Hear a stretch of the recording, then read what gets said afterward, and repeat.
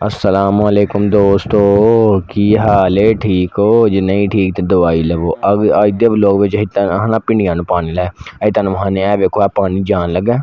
अस पानी मोटर चला दी पानी खाल दे विच आ गया। ए वेखो खाल दे विच पानी जांदा पिया हुण मसलसल जा रहा। असीं आखेआ चलो यार पानी दे थोड़ा क्लोज व्यू लैने किड्डा सोहना माशाअल्लाह लगदा पिया।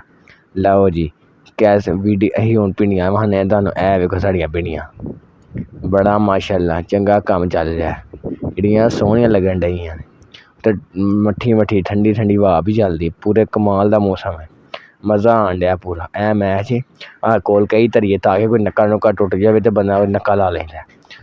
होर सनाओ? ऐ वेखो यार कमाल है, अल्लाह दी कसम है। ये वीडियो चंगी होए तो यार लाइक करते जे, यार सबसक्राइब करेआ जे ते बैल आइकन बजाना मत भूलिया जे।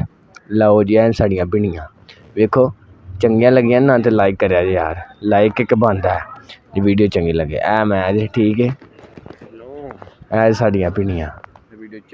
Okay bye bye.